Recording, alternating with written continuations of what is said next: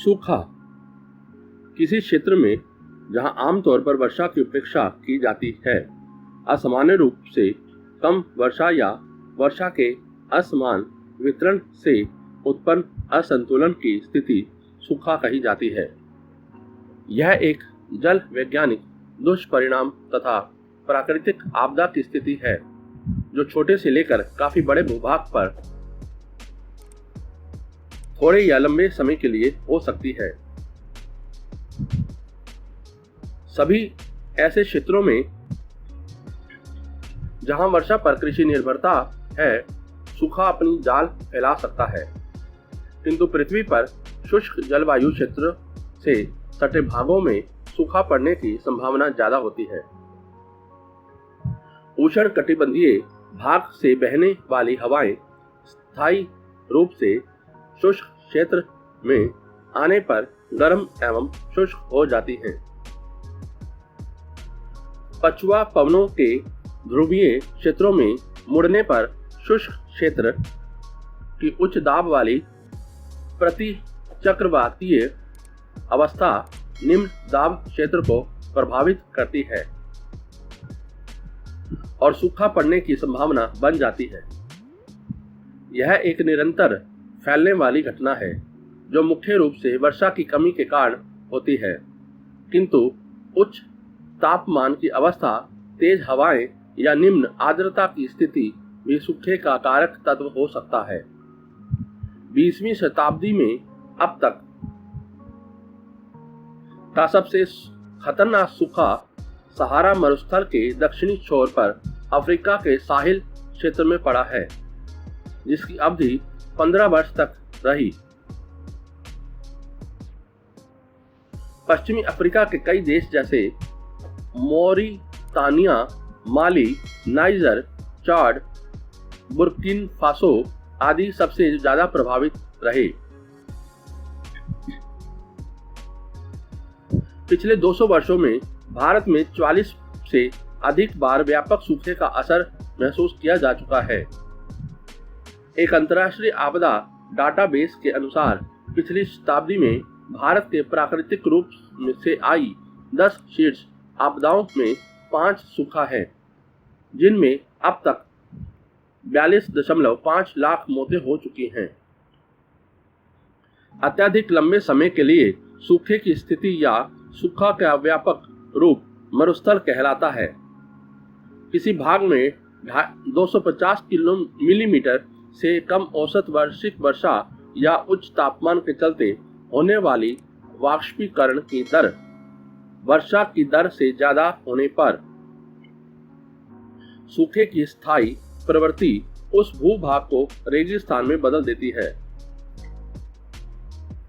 सूखे के प्रकार। मौसम विज्ञान संबंधी सूखा।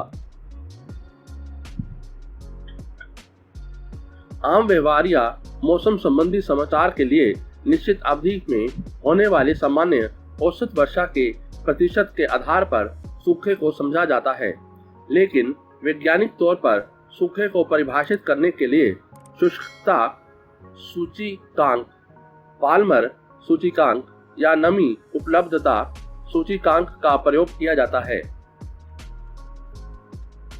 मौसम विज्ञान संबंधी सूखा को किसी विशेष क्षेत्र के लिए वर्ष में होने वाली सामान्य वर्षा से प्रतिशत कमी के रूप में व्यक्त किया जाता है। वर्षा या तापमान के चलते एक स्थान पर होने वाली सूखा की स्थिति दूसरे स्थान पर सामान्य भौगोलिक स्थिति हो सकती है, इसलिए सूखे को स्थानिक और सामयिक तौर पर ही परिभाषित किया जाता है। किसी खास स्थान पर एक निश्चित समय सीमा के अंदर होने वाली औसत वर्षा की संभाव्यता के आधार पर मानकीकृत वर्षण सूचकांक की गणना समय के अलग अलग पैमाने पर की जा सकती है। म व सु का मान लगातार ऋणात्मक होने तथा मान के 1.0 या इससे नीचे जाने पर सूखे की स्थिति कहलाती है। जबकि सूचकांक के धनात्मक मूल्य को सूखे की स्थिति का अंत समझा जाता है। भारत मौसम विभाग सामान्य औसत के 75% या इससे कम मॉनसूनी वर्षा की स्थिति को सूखे का संकेत मानता है। कृषि संबंधित सूखा किसी स्थानीय क्षेत्र में उगने वाली फसल या पौधे की प्रकृति के अनुसार वर्षा की कमी, भूगर्भीय जल की निम्न अवस्था या मृदा में नमी की कमी से फसल उत्पादन पर पड़ने वाले असर को कृषि संबंधी सूखा रूप में परिभाषित किया जाता है।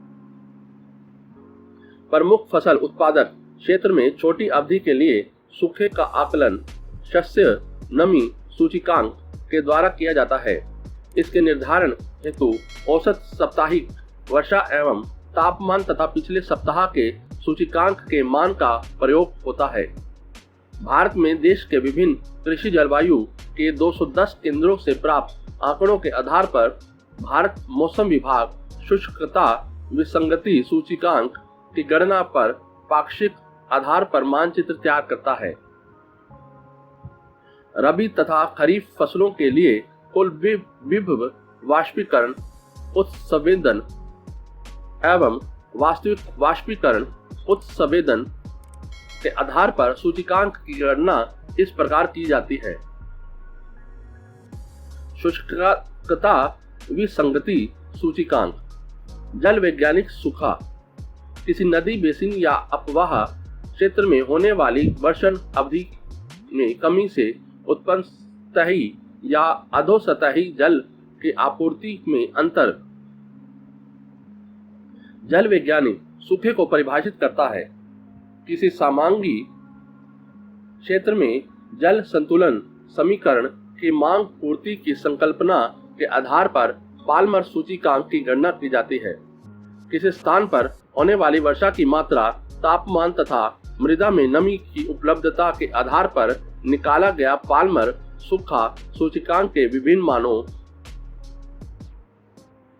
4.0 से -4.0 से 4.0 के बीच के लिए सूखे की स्थिति को अत्यधिक सूखा से अत्यधिक आर्द्र स्थिति के बीच बांटकर समझा जाता है।